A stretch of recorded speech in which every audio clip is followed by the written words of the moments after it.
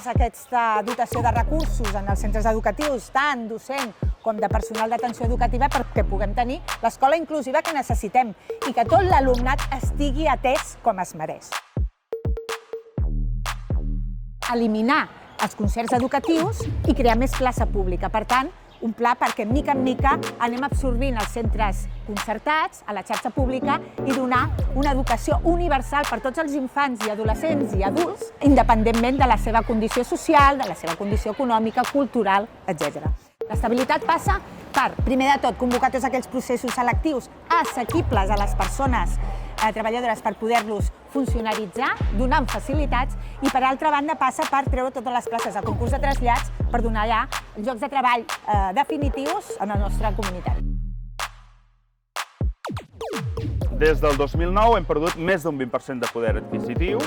per tant cal un sistema d'actualització salarial com passen les pensions i alhora pensem que cal un augment del complement específic que depèn de la Generalitat. Per aquesta via es pot recuperar gran part del poder adquisitiu i pensem que s'ha de cobrar per tota la feina que realitza i, per tant, exigim que hi hagi dietes per a sortides, per colònies, exigim que tots els càrrecs que es desenvolupen es cobrin. Per una veritable escola inclusiva el que cal és començar pel desplegament de les mesures de tipus universal, és a dir, per la reducció de ràtios, això és el que veritablement pot garantir una educació que atengui les necessitats de tothom, per al reforç de les plantilles i especialment també per al reforç de les plantilles de personal especialista. Que és urgent recuperar la democràcia i la pluralitat en els claustres.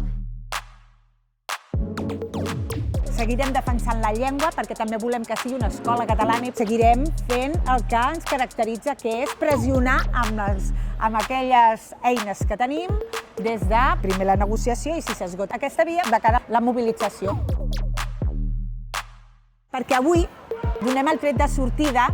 a lo que seria la dignificació de la nostra professió.